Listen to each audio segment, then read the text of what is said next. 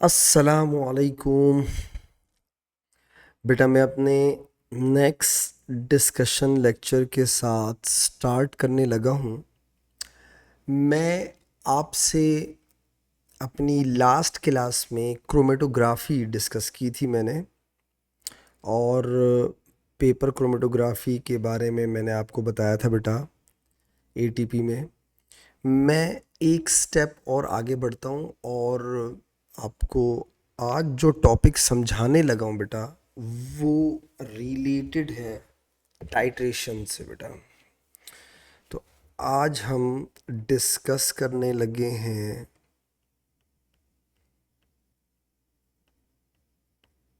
Titration. ATP में एक question around कभी 14, 15, 16 मार्क्स तक का एक सवाल आता है जो टाइट्रेशन से रिलेटेड होता है। हमने टाइट्रेशन के बारे में मोल्स में काफ़ी चीज़ें पढ़ी हैं। टाइट्रेशन एक टेक्निक का नाम है जिसमें आप किसी अननोन सॉल्यूशन की कॉन्सेंट्रेशन निकालते हैं with the help of a given concentration. तो टाइट्रेशन को सॉल्व करने के लिए, टाइट्रेशन को समझने के लिए बेटा आपको छोटे छोटे बैकग्राउंड्स पता होने चाहिए। वो मैं आपके साथ वन बाय वन डिस्कस करूँगा। सबसे पहले फॉर्मेलिटी के लिए मैं टाइट्रेशन की डेफिनेशन वापस लिख लूँ बेटा कि a technique in which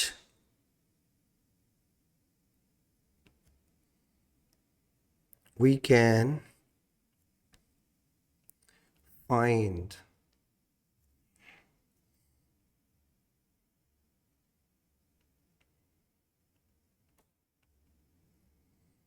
concentration of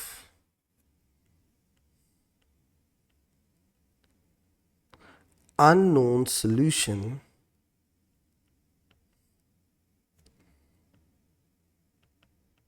with the help of a given concentration।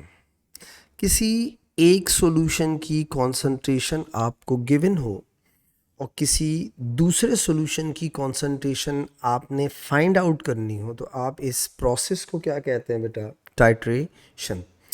Titration में जो छोटे छोटे बैकग्राउंड्स हैं उनमें सबसे पहला बैकग्राउंड है प्रिपरेशन ऑफ सॉल्यूशन, जो आपसे सवाल पूछता है। ठीक है, हम स्टेप बाय स्टेप चलेंगे। टाइट्रेशन के अंदर जितनी चीज़ें इंक्लूडेड हैं एक एक करके हम उसे एक्सप्लेन करेंगे।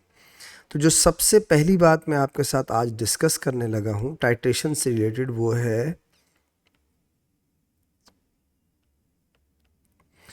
Preparation of solution. Preparation of solution में आपको किन किन चीज़ों की ज़रूरत पड़ती है? सबसे पहली चीज़ तो बेटा आपके पास एक इलेक्ट्रिकल बैलेंस होना चाहिए। जाहिर बात है, आप जिस सब्सटेंस की सॉल्यूशन को प्रिपेयर कर रहे हैं बेटा, उसको आपने वे करना होगा ना, तो आपको एक इलेक्ट्रिकल बैलेंस चाहिए होगा। दूसरी चीज़ बेटा आपको प्रिपरेशन ऑफ सॉल्यूशन के अंदर बीकर की ज़रूरत पड़ती है। तीसरी चीज़ बेटा आपको वॉल्यूमेट्रिक फ्लास्क की ज़रूरत पड़ती है। वॉल्यूमेट्रिक फ्लास्क दो चीज़ों के लिए यूज़ होता है, एक प्रिपरेशन ऑफ सॉल्यूशन के लिए और एक डाइल्यूशन के लिए। तो जब हम डाइल्यूशन ऑफ सॉल्यूशंस पढ़ेंगे कि सॉल्यूशंस को डाइल्यूट कैसे करते हैं, तो भी हम वॉल्यूमेट्रिक फ्लास्क को देखेंगे बेटा। वॉल्यूमेट्रिक फ्लास्क एक एक्यूरेट मेजरमेंट एपरेटस है जिसमें आप सॉल्यूशंस प्रिपेयर भी कर सकते हैं और जिसमें आप सॉल्यूशंस को डाइल्यूट भी कर सकते हैं। ठीक है, इसके अलावा आपके पास होना चाहिए डिस्टिल्ड वाटर।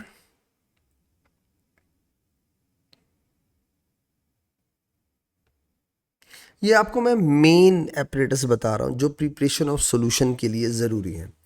आपसे सवाल पूछता है how would you prepare the फलाना फलाना सॉल्यूशन, ठीक है।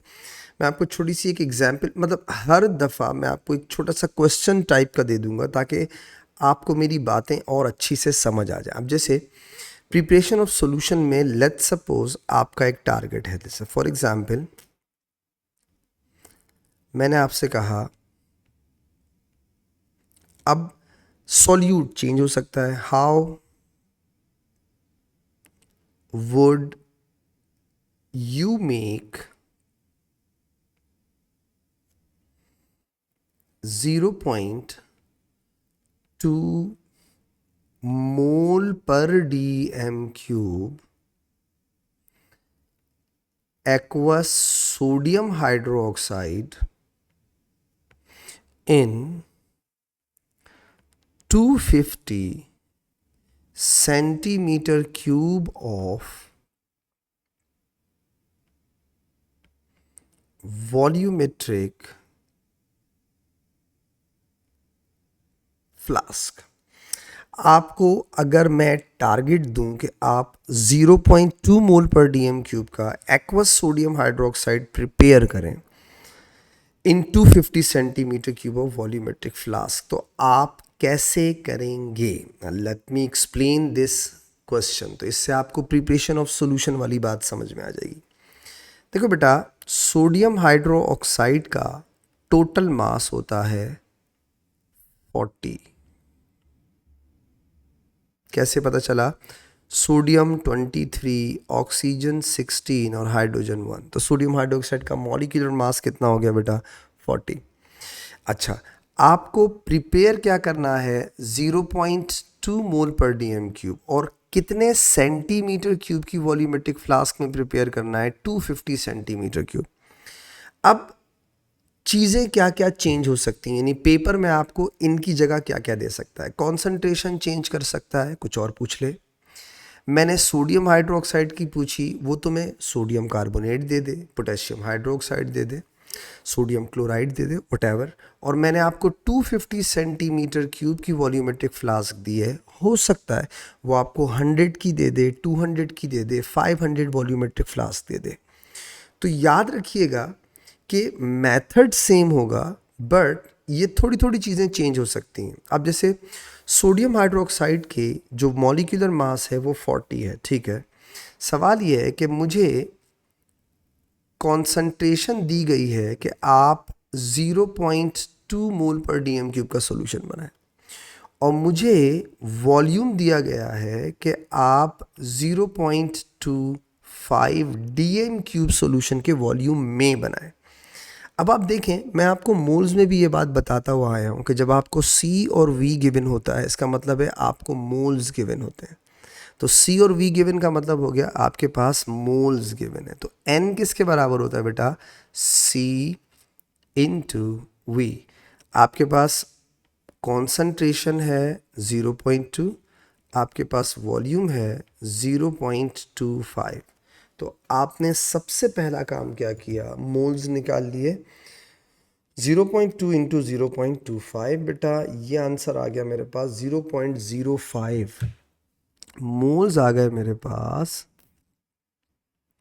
0.05, ये मोल्स आ गए, ठीक है। ओके, अब मुझे इतने मोल्स के लिए सोडियम हाइड्रोक्साइड का कितना मास चाहिए, मैं कैसे निकालूंगा? देखिएगा, मेरे पास मोल्स हैं, मेरे पास मॉलिक्यूलर मास है, तो मैं मास कैसे निकालूंगा? दो तरीकों से, या तो रेशो से निकाल लो, 40 gram is equal to 1 mole, तो this mole gives you x gram. या फिर आप वो फॉर्मूला यूज़ कर लो, moles is equal to mass upon molecular mass. इससे भी कर सकते हैं, ठीक है। रेशो से कर लो या इस फॉर्मूला को यूज़ करके कर लो। तो अब आप देखिए, आपको मास चाहिए, तो आप कहेंगे कि mass is equal to number of moles into molecular mass. तो बेटा, अगर आपको मास निकालना हो तो 0.05 इंटू मॉलिक्यूलर मास कितना है बेटा? 40। अब आप इसको मल्टीप्लाई कर लें 40 से तो आंसर आ गया 2। आपके पास मास आ गया बेटा 2 ग्राम। अब हम सॉल्यूशन प्रिपेयर कर सकते हैं और बहुत आसानी से। देखिए मैंने क्या किया, एक बीकर लिया, बीकर आप सब देखा हुआ है आपने यकीनन। उस बीकर में मैंने 2 ग्राम सोडियम हाइड्रो ऑक्साइड डाला। उस सोडियम हाइड्रो ऑक्साइड को मैंने थोड़े से डिस्टिल्ड वाटर में, DW का मतलब डिस्टिल्ड वाटर में, डिसॉल्व कर लिया। अब देखिए, अब मैंने क्या किया, मैंने वॉल्यूमेट्रिक फ्लास्क ली। ठीक है, वॉल्यूमेट्रिक फ्लास्क यकीनन आपने देखी होगी बेटा। वॉल्यूमेट्रिक फ्लास्क कुछ ऐसी होती है, लाइक दिस। ओके, ये है 250 सेंटीमीटर क्यूब की वॉल्यूमेट्रिक फ्लास्क। अब मैंने किया क्या, मैंने 2 ग्राम इलेक्ट्रिकल बैलेंस से सोडियम हाइड्रोक्साइड को वे किया कर लिया। अब मैंने क्या किया, उसे बीकर में डिसॉल्व किया। ठीक है, और इस वॉल्यूमेट्रिक फ्लास्क के ऊपर मैंने फनिल लगाई ऐसे। ठीक है, और इस सॉल्यूशन को मैंने ट्रांसफ़र कर दिया इसके अंदर, जो थोड़ा सा मैंने सॉल्यूशन प्रिपेयर किया था, या मैंने जिसमें सोडियम हाइड्रोक्साइड को डिसॉल्व किया था। ठीक है, उसके बाद ये तो पहली दफ़ा हो गया। फिर मैं क्या करूँगा, इस बीकर में जाहिर बात है जब आपने सोडियम हाइड्रोक्साइड डिसॉल्व किया होगा और सोडियम हाइड्रोक्साइड को आप ट्रांसफ़र कर देंगे 250 सेंटीमीटर क्यूब की वॉल्यूमेट्रिक फ्लास्क में बेटा, तो कुछ ना कुछ कंटेंट्स, कुछ ना कुछ सॉलिड इसकी वॉल के साथ भी चिपका हुआ होगा। तो मैं क्या करूँगा, एक दफ़ा इस पूरे बीकर को वापस से रिंस कर दूंगा डिस्टिल वाटर से, और जब ये डिस्टिल वाटर से रिंस हो जाएगा तो मैं इस सारे कंटेंट्स को एक दफ़ा फिर इस वॉल्यूमेट्रिक फ्लास्क में फेंक दूंगा। नाउ इस वॉल्यूमेट्रिक फ्लास्क पे यहाँ पर एक निशान लगा होता है, एक साइन लगा होता है, ऐसे एक मार्क लगा होता है। ये जो मार्क होता है इसका मतलब होता है, ये जहाँ पे इस एपरेटस के ऊपर मार्क लगा हुआ है, इस मार्क का मतलब होता है अगर आप इस मार्क तक सॉल्यूशन फिल कर दो सॉल्वेंट डाल के, पूरा सॉल्यूशन यहाँ तक ले आओ, तो ये टोटल 250 सेंटीमीटर क्यूब होगा। तो एक दफ़ा आपने सारा कंटेंट ट्रांसफ़र किया, एक दफ़ा आपने बीकर को रिंस किया और सारा कंटेंट ट्रांसफ़र किया, फिर आपने उसे डिस्टिल वाटर्स तक, और सॉरी, फिर आपने उसको मार्क तक डिस्टिल वाटर से फिल कर दिया। अब ये जो सॉल्यूशन बना हुआ है इसकी कॉन्सेंट्रेशन होगी 0.2 मोल पर dm³। ये हो गया पहला point, how would you prepare solution. ठीक है, तो छोटे छोटे पॉइंट्स हैं, अगर आपको ये याद रहेंगे तो मुझे यकीन है आसानी हो जाएगी आपके लिए, बहुत आसान। जैसे बेटा मैंने आपको छोटे छोटे पॉइंट क्या बताया, वे 2 gram of sodium hydroxide with electrical balance।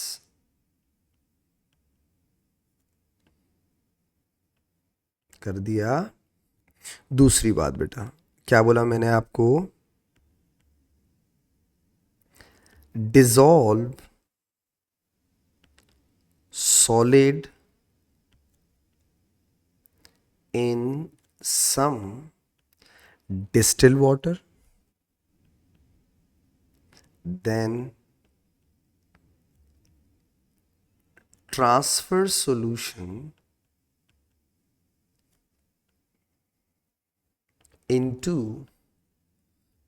250 centimeter cube of volumetric flask with funnel या यूज ऑफ फनल से। हो गया। उसके बाद rinse the beaker with some more distilled water and transfer it to volumetric flask again। हो गया साफ। Now the last one, आखिरी बात, fill the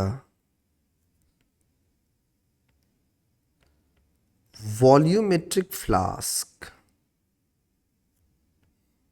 with distilled water up to the। अब आपको दुनिया का कोई भी सॉल्यूशन प्रिपेयर करना हो, स्टेप्स यही होंगे। चेंज क्या होगा, फिर से बोलता हूं, सोडियम हाइड्रोक्साइड चेंज कर देगा, इसकी जगह कुछ और दे देगा। ठीक है, 250 सेंटीमीटर क्यूब वॉल्यूमेट्रिक फ्लास्क की जगह कुछ और वॉल्यूम दे देगा, और जो कॉन्सेंट्रेशन आपने बनानी है उसे चेंज कर देगा। आपको बोलेगा कुछ और कॉन्सेंट्रेशन का, किसी डिफरेंट कॉन्सेंट्रेशन का सॉल्यूशन फॉर्म करो। ठीक है, तो उसमें से आपको कुछ भी दे सकता है। ये हो गया मेरा पहला स्टेप, प्रिपरेशन। टाइट्रेशन के लिए आपको सबसे पहली चीज़ क्या आनी चाहिए बेटा, प्रिपरेशन ऑफ सॉल्यूशन। हमारा दूसरा स्टेप, सेकंड स्टेप, ये पहला हो, मैं इसको लिख दूं ताकि आपको याद रहे। टाइट्रेशन के अंदर मैंने आपको पहली चीज़ क्या सिखाई बेटा, प्रिपरेशन ऑफ सॉल्यूशन। टाइट्रेशन के अंदर मैं आपको दूसरी चीज़ क्या सिखाने लगा हूँ, डाइल्यूशन। सेकंड बात ये आपको आनी चाहिए, सॉल्यूशन को डाइल्यूट कैसे करते हैं ये भी आपको पता होना चाहिए। तो सबसे पहले तो डाइल्यूशन के लिए आपको किस चीज़ की ज़रूरत पड़ सकती है या किस किस चीज़ के बारे में आपको पता होना चाहिए अबाउट डाइल्यूशन। सबसे पहली चीज़ बेटा जो आपको पता होना चाहिए वो है वॉल्यूमेट्रिक फ्लास्क के बारे में। ये यूज़ होती है प्रिपरेशन के लिए भी और डाइल्यूशन के लिए भी। तो वॉल्यूमेट्रिक फ्लास्क। दूसरी चीज़ बेटा ब्यूरेट, और अगर ब्यूरेट ना हो तो फिर हम यूज़ करते हैं मेजरिंग सिलेंडर भी, बट वो ज़्यादा एक्यूरेट नहीं होता, आगे चल के बताऊंगा।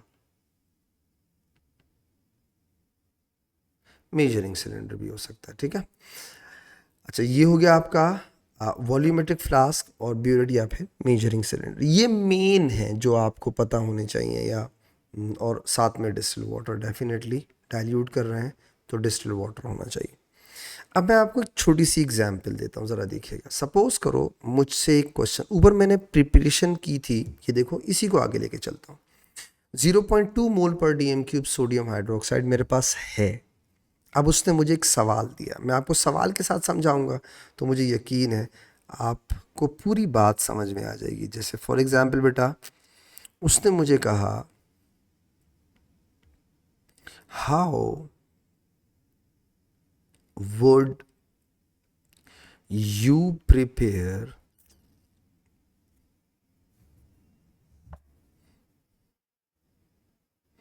0.15 मोल per dm cube solution in 200 centimeter cube of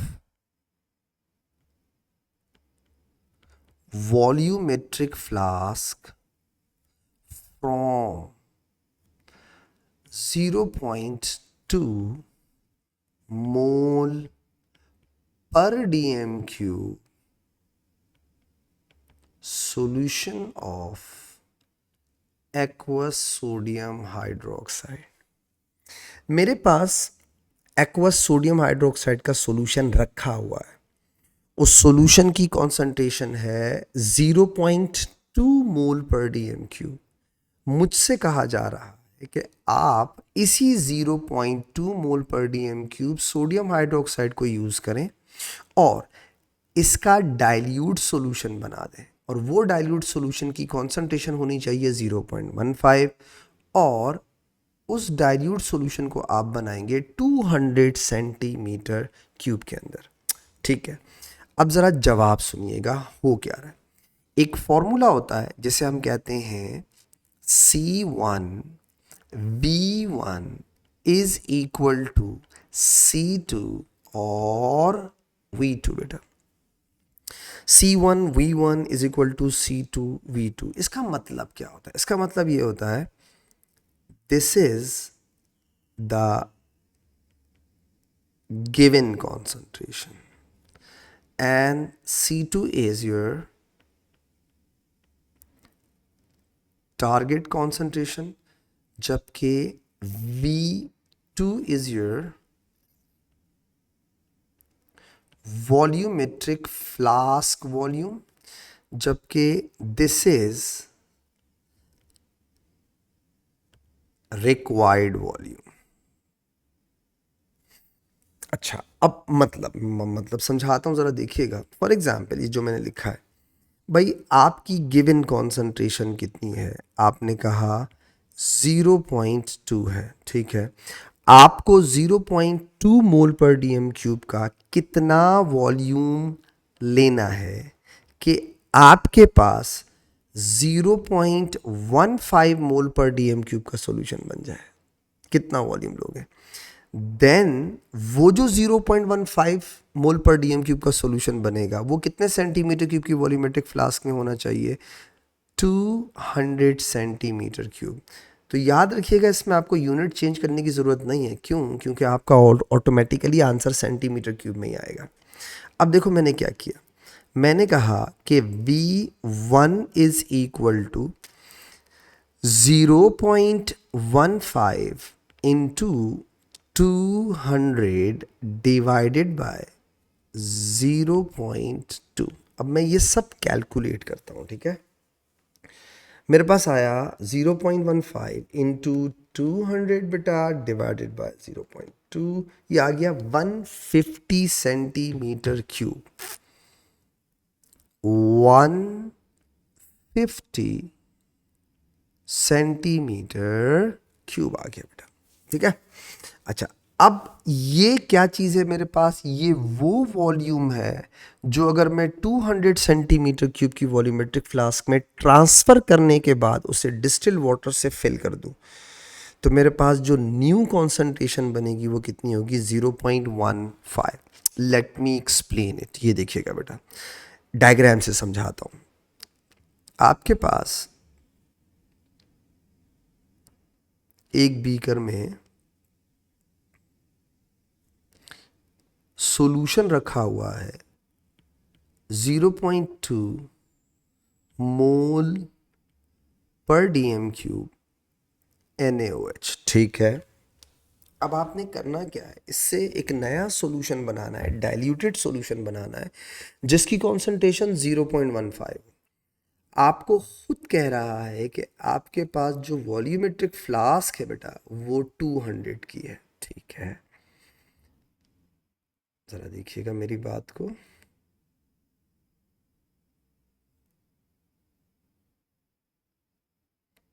ये 200 सेंटीमीटर क्यूब की वॉल्यूमेट्रिक फ्लास्क है।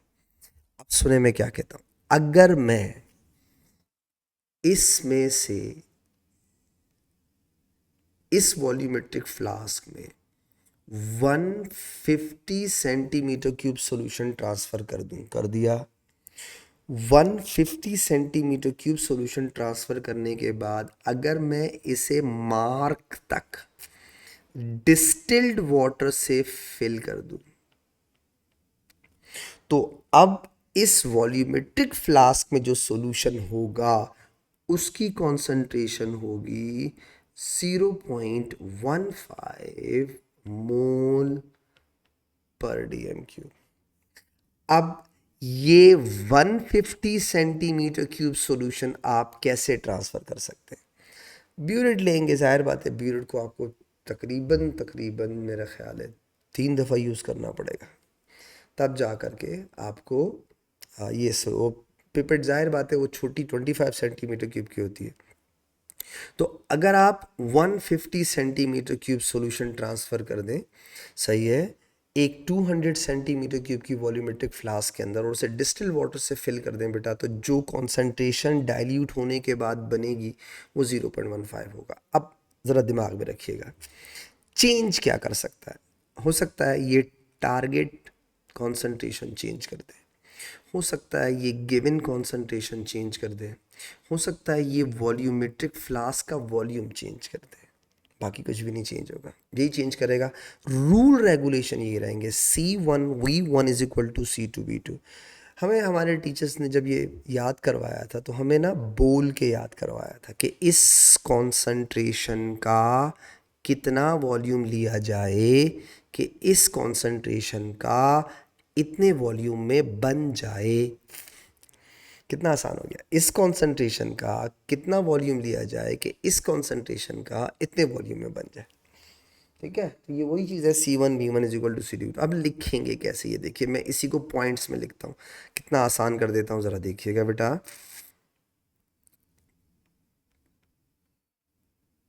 Transfer 150 centimetre cube of 0.2 mole per dm cube solution into 200 centimeter cube of volumetric flask, 200 centimeter cube of volumetric flask with the help of burette। उसके बाद बेटा fill the volumetric flask with distilled water up to the mark।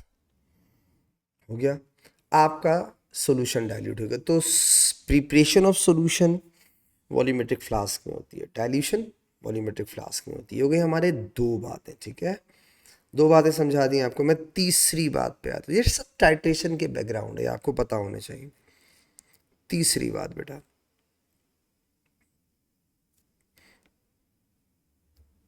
Colour change, जिसे लोग and point भी कहते हैं। किसी titration में आपको कैसे पता चलता है कि टाइट्रेशन कंप्लीट हो चुकी है? ये आपको कैसे पता चलता है? How would you know titration has been completed? Colour change से।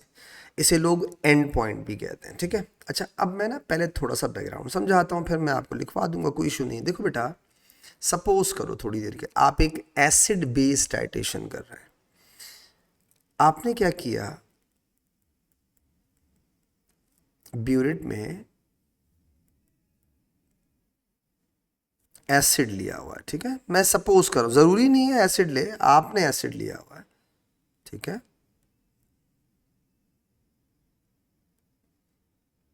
ये ब्यूरेट है और इसमें एसिड है, एसिड का मतलब H+ आयन।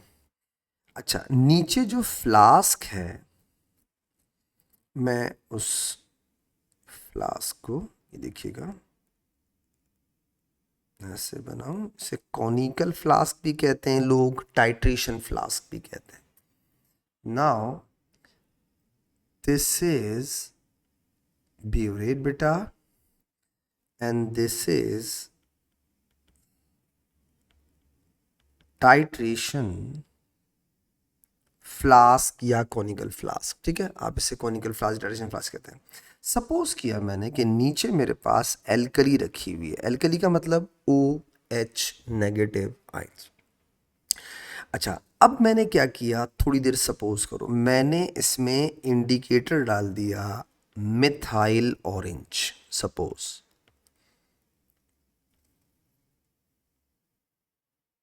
थोड़ी देर के लिए सब मैंने इसमें मिथाइल ऑरेंज डाला। अब मुझे पता है ये बात कि मिथाइल ऑरेंज, और से सुनिएगा, मिथाइल ऑरेंज एसिड में बेटा रेड होता है और एल्कली में बेटा येलो होता है। ठीक है, अब आप देखें, आपने फ्लास्क में एल्कली रखी हुई है और आपने ब्यूरेट के अंदर एसिड रखा हुआ है। मिथाइल ऑरेंज एक इंडिकेटर है जो हमें एंड पॉइंट बताता है, जो हमें टाइट्रेशन की कंप्लीट होने के बारे में बताता है कि हो चुकी है। कैसे, लेट मी एक्सप्लेन। अब आप देखें बेटा, सपोज करो जब आप मिथाइल ऑरेंज को फ्लास्क में डालोगे तो फ्लास्क में एल्कली है, इसका मतलब ये हुआ कि आपके मिथाइल ऑरेंज का कलर इस वक्त फ्लास्क में क्या हो शो हो रहा होगा, येलो। ठीक है, अब पूरी बात सुनिएगा। जब आप ब्यूरेट से step by step, drop by drop acid add करेंगे तो इस फ्लास्क में क्या काम हो रहा होगा वो समझिएगा। इस फ्लास्क में हो ये रहा होगा कि वो जो H पॉजिटिव आयन आपने ऊपर से ऐड किए हैं वो नीचे फ्लास्क वाले OH नेगेटिव आयन के साथ रिएक्ट करते जाएंगे बेटा और वाटर बनाते जाएंगे। सिंपल सी बात। अब आप सोचें, सपोज करो नीचे एक एक एक करके सारे OH आयन खत्म हो गए, आप ऐड करते गए करते गए करते गए, H plus ion OH minus से रिएक्ट करते गए और वाटर बनाते गए, तो एक वक्त आएगा नीचे फ्लास्क में कुछ भी नहीं बचेगा, OH आयन नहीं बचेंगे, खत्म हो गए। उस वक्त जब आपके सॉल्यूशन में OH आयन खत्म हो जाएंगे, उसके बाद जब आप एक ड्रॉप एक्स्ट्रा डालेंगे, जब खत्म हो जाए OH, तो बेटा इस पूरे सॉल्यूशन के अंदर उस एक एक्स्ट्रा ड्रॉप की वजह से H प्लस आयन आ जाएंगे। शुरू में H प्लस आयन कहाँ यूज हो रहे थे, OH आयन के साथ रिएक्ट करने में। जब OH आयन खत्म होंगे उसके बाद अगर आप एक एक्स्ट्रा ड्रॉप ब्यूरेट से फ्लास्क में डालेंगे तो पूरे फ्लास्क के अंदर H प्लस आयन एक्सेस कर गए, ज्यादा हो गए। मिथाइल ऑरेंज अब भी आपके फ्लास्क में प्रेजेंट है, तो बेटा जैसे ही उसे मिलेगा कि OH तो खत्म हो गए, अब तो मैं किन चीजों के बीच में हूं, H प्लस आयन।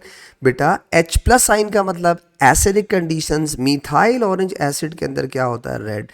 आपका मिथाइल ऑरेंज फ्लास्क में येलो से क्या हो जाएगा, रेड हो जाएगा। अब देखो ये जो कलर चेंज हुआ इसने आपको क्या बताया। आप कहेंगे सर जब टाइट्रेशन ख़त्म हो जाएगी और ख़त्म होने के बाद एक एक्स्ट्रा ड्रॉप आप ऐड करेंगे तो हमें ये बता देगा कलर चेंज से कि अब आपकी टाइट्रेशन एंड हो चुकी है, अब नीचे फ्लास्क में जो चीज़ थी वो नहीं है। सपोज करो मैं इसे रिवर्स कर देता, मैं ऊपर रखता एल्कली, नीचे रखता H प्लस आयन, तो पता है कलर चेंज क्या होता, रेड टू येलो हो जाता। मैं बच्चों को हमेशा बोलता हूं कि आप जब भी एंड पॉइंट का कलर लिखा करें या आप जब भी कलर चेंज लिखा करें उसमें एग्जाम में, तो हमेशा बेटा फ्लास्क टू ब्यूरेट लिखा करें। हमेशा कलर चेंज हमेशा लिखते हैं फ्लास्क टू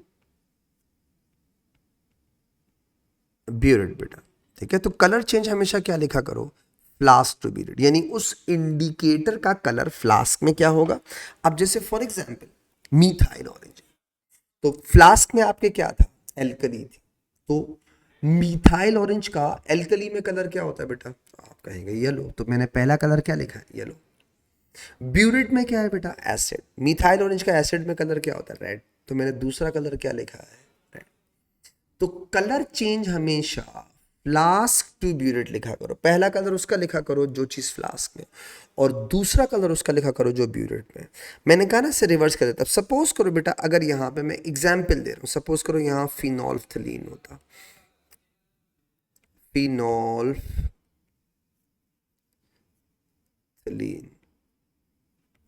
तो फिनोल्फ्थलीन एसिड में कलरलेस होता है, कलरलेस, और फिनोल्फ्थलीन एल्कली में पिंक होता है बेटा। ठीक है।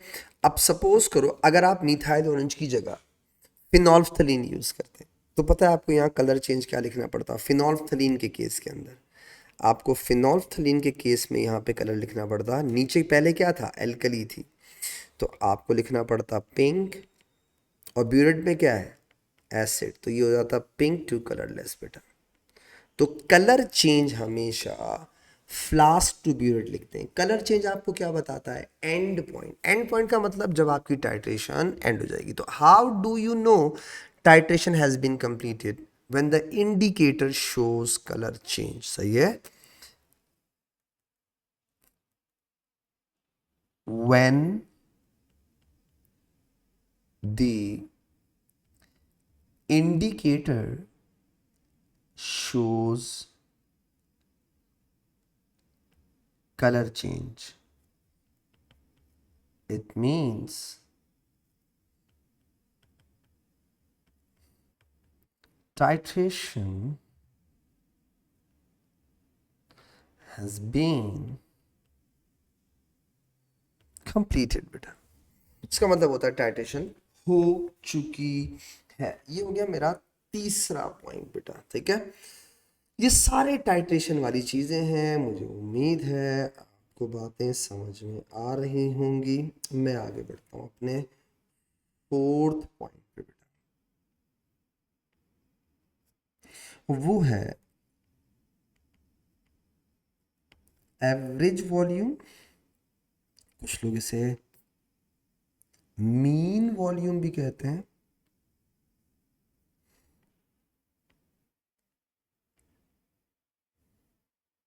और कुछ लोग इसे टाइटर वॉल्यूम भी कहते हैं। ठीक है,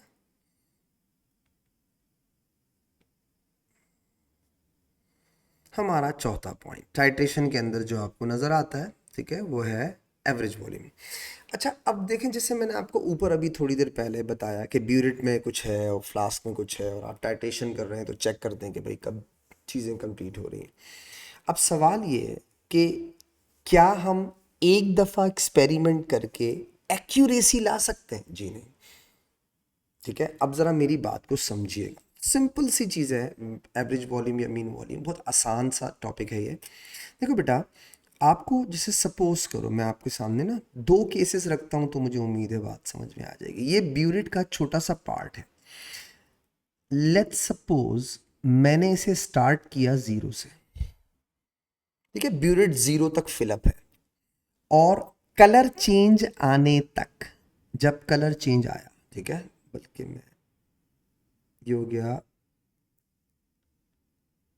इनिशियल, यानी यहां से मैंने स्टार्ट की टाइट्रेशन। ठीक है, ये मैं आपको पेपर में आपको ये जो डायग्राम बता रहा हूँ ना, ये गिवन होती हैं। ठीक है, इनकी शक्लें गिवन होंगी। सपोज करो उसने यहाँ लिखा हुआ है, और यहाँ उसने लिखा हुआ है 23.5 सपोज,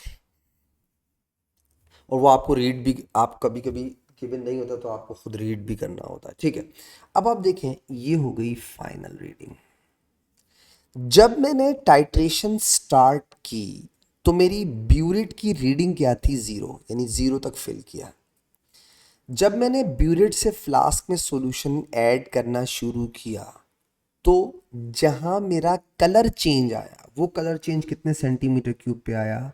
23.5 पे। अब मेरा आपसे एक सवाल है, आपने ब्यूरेट से फ्लास्क में कितने सेंटीमीटर क्यूब ऐड किया, कैसे निकालोगे? तो आप कहेंगे सर, तो बहुत सिंपल सी चीज़ है, फाइनल माइनस इनिशियल करके, यानी आप कहेंगे कि 23.5 माइनस 0.0 करें, तो आपके पास आंसर आ जाएगा 23.5। सही है। अच्छा, अब जरूरी नहीं है आप हर दफा टाइट्रेशन 0 से स्टार्ट करें। मैं एग्जांपल देता हूं आपको, जरा देखिएगा बेटा। सपोज करो एक बच्चे ने ब्यूरेट फिल की, 0 तक नहीं फिल की, कोई फर्क नहीं पड़ेगा। कैसे?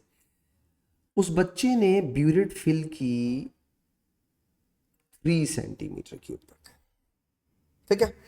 और ये उसकी इनिशियल, उसने स्टार्ट किया, जब टाइट्रेशन स्टार्ट की तो ब्यूरेट की रीडिंग थी 3 सेंटीमीटर की, ठीक है। और जब उसने कलर चेंज ऑब्जर्व किया तो उसने देखा कि उसकी जो ब्यूरेट रीडिंग है, लेट सपोज वो है 26.2 सपोज। अब मेरा आपसे एक सवाल, इस दफा उसने 0 से नहीं स्टार्ट किया, तो मैं आपसे कह रहा हूं कोई फर्क नहीं पड़ता। तो आप सोचें, अगर मैं आपसे पूछूं ये इनिशियल था और ये उसका फाइनल, फाइनल का मतलब जब उसका कलर चेंज आ गया बेटा, अब आप मुझे ये बताएं कि उसने ब्यूरेट से फ्लास्क में कितने सेंटीमीटर क्यूब ऐड किए, कैसे निकालोगे? आप फिर से वही बात बोलेंगे ना, सर आप फाइनल माइनस क्या कर दें, इनिशियल कर दें। तो आपका फाइनल क्या है? 26.2 माइनस 3.0। तो अगर मैं 26.2 माइनस 3 कर दूं तो ये आ गया मेरे पास 23.2 सपोज, ये आ गया मेरे पास 23.2। अब मीन वैल्यू या एवरेज वॉल्यूम कैसे निकालते हैं? ठीक है, अब वो 3 हो सकती हैं, 4 दफा टाइटेशन करे, 5 दफा टाइटेशन करे, जितनी बार उसकी मर्जी है करे। सही, यूजुअली 3 दफा करता है टाइटेशन। पहली टाइटेशन, फर्स्ट टाइटेशन लिखा होगा इसके ऊपर ऐसे, फर्स्ट, इसके ऊपर लिखा होगा second titration and so on.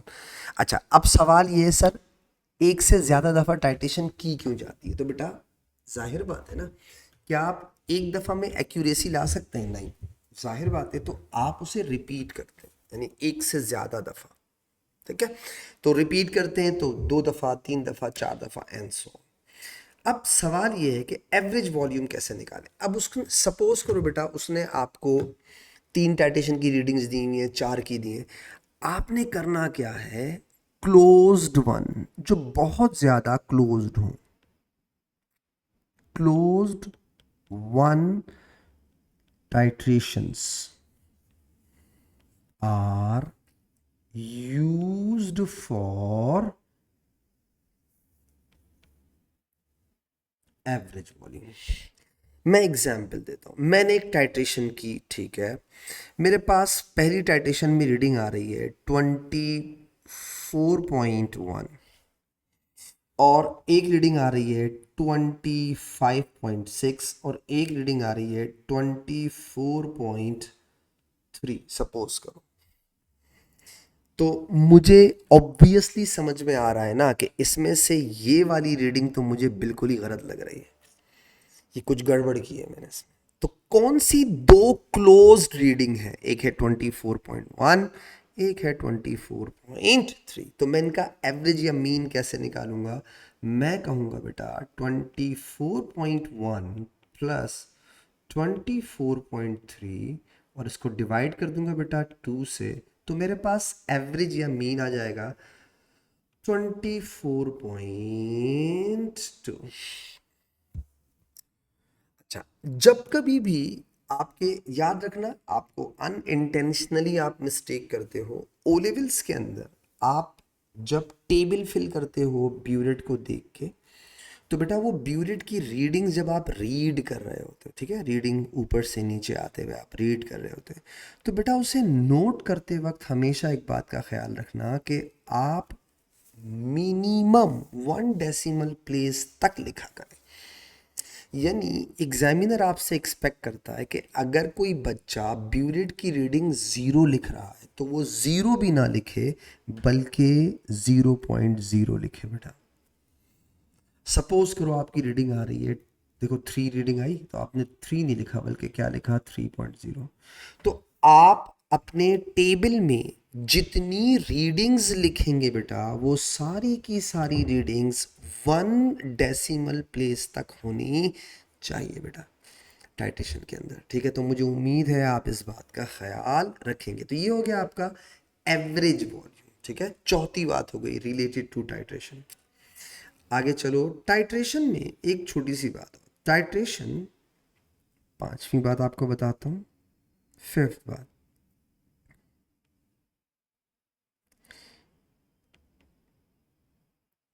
Titration कितने तरह से करवा सकता है। सिंपल सिंपल सी बात है, याद रखना। टाइट्रेशन सिंपल हो सकती है, ठीक है, सिंपल, जैसे मैं आपको एग्जांपल दे रहा हूं, टाइट्रेशन रिडॉक्स हो सकती है, टाइट्रेशन थर्मोमेट्रिक हो सकती है,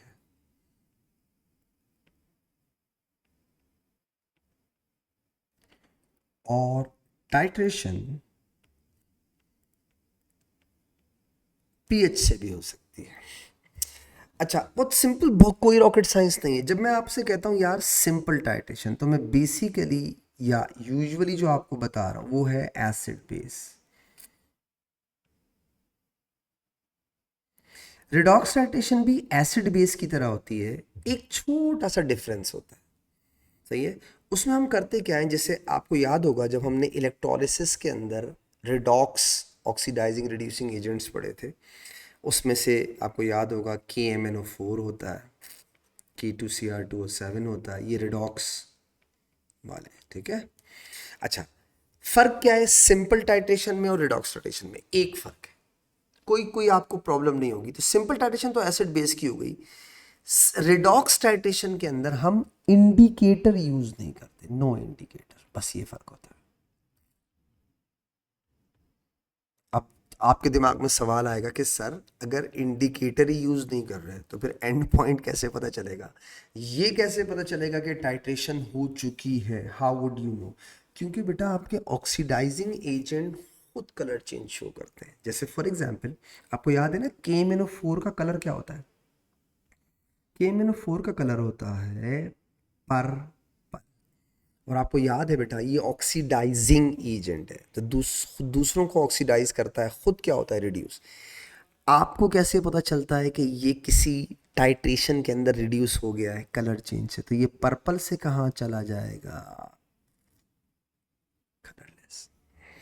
अब वही लॉजिक याद रखिएगा, अगर KMnO4 ब्यूरेट में है तो ब्यूरेट का कलर तो बाद में लिखते हैं, तो बेटा KMnO4 का कलर क्या होता है, पर्पल। यानी आप सॉल्यूशन का कलर कलर चेंज क्या लिखेंगे, आप लिखेंगे कलरलेस टू पर्पल। सपोज करो आपका एग्जामिनर KMnO4 को फ्लास्क में दे देता है, अब आप कलर चेंज क्या लिखेंगे, पर्पल टू कलरलेस। सही है, तो ख्याल रखिएगा इन छोटी छोटी बातों का, इसमें इंडिकेटर की ज़रूरत नहीं होती। तो सिंपल टाइट्रेशन और रिडॉक्स टाइट्रेशन में बस कलर चेंजेस का फ़र्क होता है, वहाँ इंडिकेटर आपको बता रहा होता है, यहाँ ऑक्सीडाइजिंग एजेंट आपको खुद बता रहे होते कि कलर चेंज क्या होगा, तो एंड पॉइंट पे क्या चीज़ आने वाली। तो आपको अलग से कोई इंडिकेटर नहीं यूज़ करना। K2Cr2O7 का अपना कलर क्या होता है, ऑरेंज। और बेटा ये कहाँ चला जाता है, आपको याद है ना, इलेक्ट्रोलिसिस में ये सब कराया हुआ है, ऑरेंज टू ग्रीन हो जाएगा बेटा।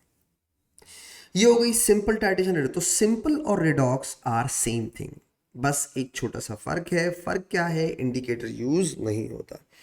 थर्मोमेट्रिक टाइट्रेशन से रिलेटेड एक छोटी सी बात याद रखें, सब कुछ सेम होगा, everything will be same. Thermometric के नाम से आपको समझ में आ रहा है, क्या समझ में आ रहा है, हीट का कुछ चक्कर है ना इसमें। तो बेटा जो थर्मोमेट्रिक टाइट्रेशन होती है, इसमें करते क्या है, इसमें ग्राफ ड्रॉ करके एंड पॉइंट देखो। आपने सिंपल टाइट्रेशन में एंड पॉइंट किससे निकाला, आपको कैसे पता चला टाइट्रेशन खत्म हो गई? आपने कहा सर इंडिकेटर ने बताया, गुड। रिडॉक्स टाइट्रेशन में आपको किसने बताया रिएक्शन खत्म हो चुका है, ऑक्सीडाइजिंग एजेंट के कलर चेंज। अब सवाल ये है कि थर्मोमेट्रिक टाइट्रेशन के अंदर हमें कलर चेंज कौन बताएगा, who will tell us the colour change या एंड पॉइंट, ग्राफ। ठीक है, एंड पॉइंट हमें कौन बताता है, with the help of graph. Let me explain. अच्छा यहां भी आ जाए, इसमें पीएच में भी एंड पॉइंट आपको कौन बताता है, दोनों सेम है। एंड पॉइंट with the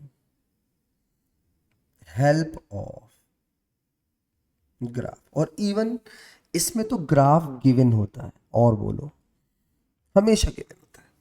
आपको बनाने को आज तक तो नहीं दिया, अब आपको अब दे दिया, आपकी किस्मत खराब। अच्छा चलो, सबसे पहले थोड़ा सा थर्मोमेट्रिक टाइटेशन के बारे में बताता हूँ। देखो बेटा, थर्मोमेट्रिक टाइटेशन में जो आप कह रहे हैं कि एंड पॉइंट होता है, हम ग्राफ से निकालते हैं, क्या मतलब? देखो बेटा, एक छोटा सा की पॉइंट है, और वो की पॉइंट क्या है कि ऑल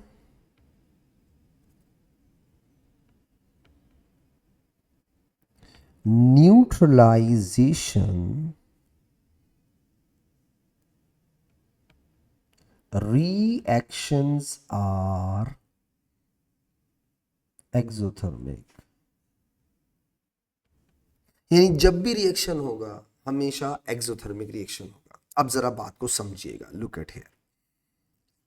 करते क्या है, ये लोग एक ब्यूरेट ले लेते हैं, देखिएगा टाइटेशन वही है, थर्मोमेट्रिक का मतलब समझाता हूं।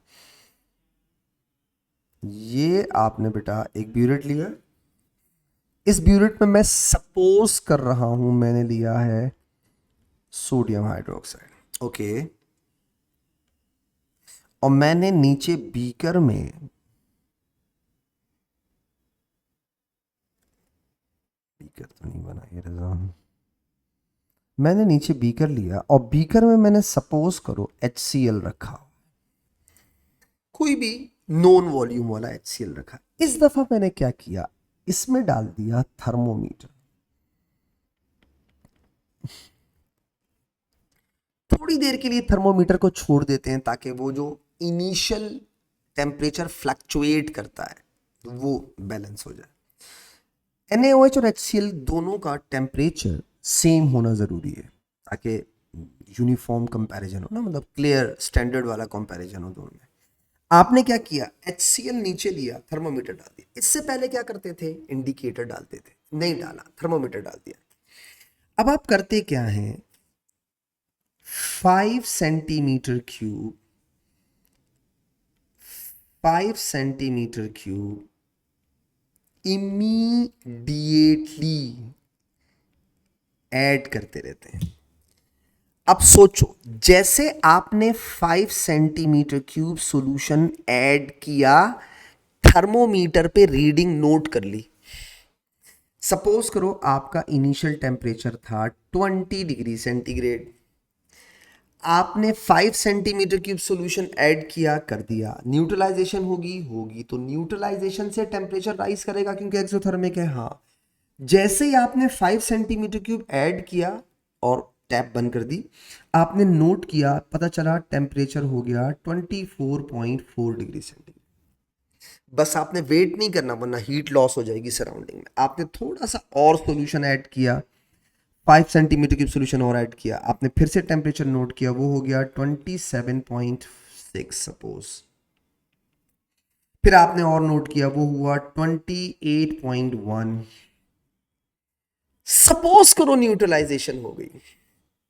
अब देखो नीचे हॉट सॉल्यूशन है, मानते हो, ऊपर RTP वाला सॉल्यूशन है, तो नीचे हॉट सॉल्यूशन और ऊपर RTP वाला सॉल्यूशन।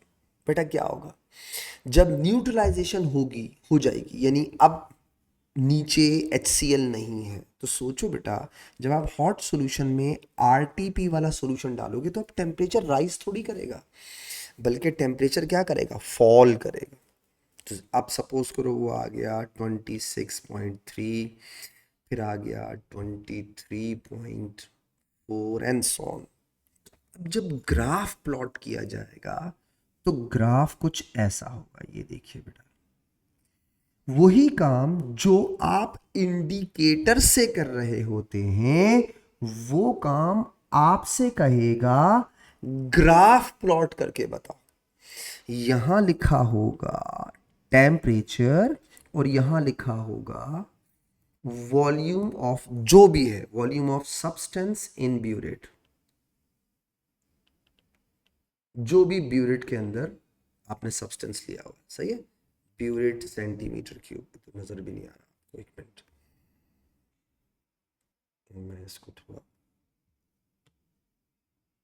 ये टेम्परेचर होगी, मैं इसको अलग अलग कलर से लिख दूं ताकि तुम लोग कंफ्यूज ना हो। यहाँ मैंने लिखा बेटा टेम्परेचर डिग्री सेंटीग्रेड में, और यहाँ लिख रहा हूँ volume of substance from burette. हो गया, डन। आ जाओ। अब देखो बेटा, आपको पता है क्या ग्राफ कैसे बनेगा, आप चेक करें, आप इस रीडिंग्स को देख के आपको अंदाजा हो जाएगा हो क्या रहा है। होगा क्या, ग्राफ कुछ ऐसा होगा, लुक एट हियर, यूं, ऐसे आपको खुद कहेगा दो स्ट्रेट इंटरसेक्टिंग लाइंस बनाओ, उन्हें एक्स्ट्रापोलेट कर दो। अब आप गौर से देखें, ये जो आपके पास आएगा दिस वन, ये वाला पॉइंट आपका होगा राइज इन टेम्प, जो कितना टेम्परेचर मैक्सिमम राइज है, ठीक है, मैक्सिमम राइज, ठीक है, ये आ गया आपके पास इन टेम्परेचर। और ये हो गया, ये जो पॉइंट है इंटरसेक्टिंग, जिसे नॉर्मल टाइट्रेशन के अंदर कौन बताता था, इंडिकेटर, ये जो इंटरसेक्टिंग पॉइंट है ये है आपका न्यूट्रलाइजेशन पॉइंट, जिसे आप कहते हैं एंड पॉइंट। यही काम आपने बाकी टाइट्रेशंस में किस चीज से किया, इंडिकेटर से किया, वही काम आप यहां किससे कर रहे हैं, ग्राफ से कर रहे हैं। तो ये इंटरसेक्टिंग पर, और ये जो वॉल्यूम होता है ये वाला, ये वाला, आप देखो, तो ये बिल्कुल इंटरसेक्टिंग से जो point, so this volume is your average volume. अब देखो, इससे पहले तुमने एवरेज वॉल्यूम किससे निकाला था, ब्यूरेट की रीडिंग से, इस दफा ऐसा नहीं है। इससे पहले तुमने एंड पॉइंट किससे निकाला, कलर चेंज से। वही काम कलर चेंज वाला, वही काम एवरेज वॉल्यूम वाला तुम थर्मोमेट्रिक टाइट्रेशन में किससे कर रहे होते हो, ग्राफ से। इतनी सिंपल सी बात है, सो सिंपल।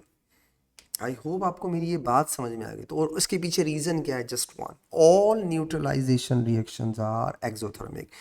तो एंड पॉइंट हर टाइट्रेशन में चाहिए होता है, neutralisation point, end point colour change से पता चलता है। एवरेज वॉल्यूम आपको हर जगह में पता होना ज़रूरी है, अब वो इससे निकल आता है, ठीक है। तो ये हो गया आपका थर्मोमेट्रिक टाइट्रेशन। सेम इसी तरीके से पीएच टाइट्रेशन भी है। पीएच टाइट्रेशन किसे कहते हैं, इसमें भी आप एक ग्राफ बनाते हैं और उस ग्राफ के जरिए से आप एंड पॉइंट निकालते हैं, बहुत आसान होता है। ये देखिएगा, लुक एट हियर, मैं आपको छोटी सी एग्जांपल से समझाऊंगा ना, तो जल्दी समझ में आ जाएगा। ये देखिए, पीएच, पीएच टाइट्रेशन आसान सी है। ये देखो, आप सब बच्चे इस बात को जानते हैं कि यार एसिड्स की पीएच लेस देन 7 होती है, अल्कली की पीएच ग्रेटर देन 7 होती है, ठीक है। तो बस जिंदा, और 7 क्या होता है, न्यूट्रलाइजेशन पॉइंट होता है। सपोज करो मैंने इस दफ़ा यहाँ पे लिया है NaOH ही लेता हूँ, ठीक है, मैंने यहाँ पे लिया इस दफ़ा NaOH, HCl भी ले सकता था, कोई फ़र्क नहीं पड़ेगा उसमें। अब देखिएगा, मैं आपको दोनों बता दूंगा, कोई इशू नहीं।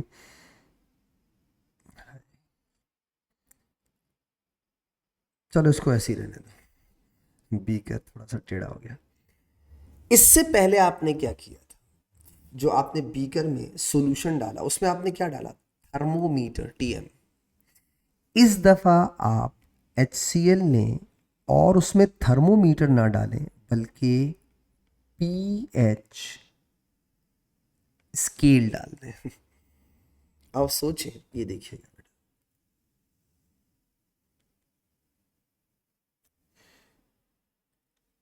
वही सारे काम डिफरेंट तरीकों से भी हो सकते हैं। यहां लिखा होगा pH, ठीक है, और यहां लिखा होगा वॉल्यूम ऑफ, सपोज करो मैं सोडियम हाइड्रोक्साइड ले रहा हूं तो मैं यहां लिख देता हूं, चलो इस दफा सोडियम हाइड्रोक्साइड। सबसे पहला सवाल, ये 0 है, सपोज करो ये तकरीबन 7 है और ये तकरीबन 14 है, ठीक है। अब मेरा एक सवाल है, शुरू में जब आपने ब्यूरेट से फ्लास्क में कुछ भी ऐड नहीं किया तो आपके जो फ्लास्क है उसके अंदर पीएच 0 के करीब करीब होगी, हाँ होगी। अब आप क्या कर रहे हैं, 2 centimetre cube, 5 centimetre cube, suppose करो 5 सेंटीमीटर क्यूब आप ऐड कर रहे हैं, बिल्कुल उसी तरीके से जैसे आपने यहाँ किया था, 5 सेंटीमीटर क्यूब ऐड किया था। आप इसी तरीके से बेटा यहाँ पे पानी ला जाओ, आप ना 5 सेंटीमीटर क्यूब सोल्यूशन ऐड करते जाएं, ब्यूरेट से फ्लास्क में कर दें। अब होगा क्या, नीचे न्यूट्रलाइजेशन होगी, ये जो सबसे शुरू में मैंने आपको बताई थी ये वाली बात बेटा, ये वाली याद है। सपोज करो नीचे H+ आयन है ना, तो वो H+ आयन ऊपर से ऐड किए हुए OH- आयन के साथ रिएक्ट करके क्या बनाएंगे, वाटर हो जाएगा वाटर।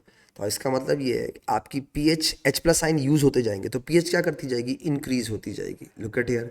और जब पीएच इंक्रीज करती जाएगी जाएगी जाएगी, सपोज करो ये पीएच इंक्रीज की यहां तक कर गई, अब न्यूट्रलाइजेशन हो गई, न्यूट्रलाइजेशन नीचे H+ आयन खत्म हो गए। चलो सपोज सोचो अगर तुम न्यूट्रलाइजेशन के बाद मजीद सोडियम हाइड्रोक्साइड नीचे उसमें बीकर में डालोगे तो क्या होगा, सोडियम हाइड्रोक्साइड तो एल्कली है, पीएच पता है क्या करेगी, एकदम 7 से ज्यादा हो जाएगी, ऐसे हो जाएगी, एकदम से बढ़ जाएगी। क्यों, न्यूट्रलाइजेशन हो गई। जब तक नहीं हुई थी तब तक आहिस्ता आहिस्ता आहिस्ता से बढ़ रही थी, जैसे ही एसिड खत्म एल्कली आया तो एल्कली की पीएच तो 7 से ज्यादा होती है, एकदम 7 से ऊपर चली जाएगी। अब तुम मजीद ऐड करते जाओ तो अब ये पीएच कुछ ऐसी होती जाएगी, लाइक दिस। अब वही 7 पे न्यूट्रलाइजेशन है, यहाँ पे 7, ठीक है, ये न्यूट्रलाइजेशन हो गई, ये वाला पॉइंट। और ये जो वॉल्यूम है ना, आ जाओ, तुम्हें एवरेज वॉल्यूम चाहिए होता है, ये रहा, ये वो वॉल्यूम है जो ब्यूरेट से फ्लास्क में डालने पर न्यूट्रलाइजेशन, ये वाला वॉल्यूम आपको वहां पे कैसे पता चला था, इंडिकेटर के जरिए से, और थर्मोमेट्रिक में कैसे पता चला था, इंटरसेक्टिंग पॉइंट से। यहां कैसे पता चलता है, स्ट्रेट लाइन से। So that straight lines show neutralisation. ये जो आपका स्ट्रेट लाइन होती है, this is called neutralisation volume. अब आप थोड़ा गौर करें तो एक्चुअली क्या हो रहा है, एक्चुअली हो ये रहा है कि सिंपल टाइट्रेशन में इंडिकेटर के जरिए से वॉल्यूम और एंड पॉइंट पता चल जाता है। इसी तरह रिडॉक्स टाइट्रेशन में इंडिकेटर नहीं यूज करते, बाकी सब कुछ सेम होता है, क्योंकि ऑक्सीडाइजिंग एजेंट इटसेल्फ क्या शो कर देता है, कलर चेंज। थर्मोमेट्रिक में इंटरसेक्टिंग पॉइंट, और पीएच टाइट्रेशन के अंदर ये जो स्ट्रेट लाइन आती है ये आपको शो करती है कि अब आपकी न्यूट्रलाइजेशन हो गई। That's it. तो आपको तो बेसिकली वो एवरेज वॉल्यूम चाहिए, एंड पॉइंट चाहिए, तो वो एंड पॉइंट जरूरी नहीं है कि आप सिर्फ और सिर्फ इंडिकेटर से करें, उसके और भी तरीके हो सकते हैं, और वो तरीके मैंने आपको एक एक करके यहां पर समझाने की कोशिश की है। आज का लेक्चर यहीं तक रखते हैं बेटा, इंशाल्लाह नेक्स्ट डिस्कशन लेक्चर में इसको मजीद कंटिन्यू करूंगा। आई होप बेटा मेरी डिस्कशन से आपको फ़ायदा हुआ होगा। इंशाल्लाह नेक्स्ट डिस्कशन में आपसे फिर मुलाकात करूंगा, दुआओं में याद रखिएगा। अल्लाह हाफिज़।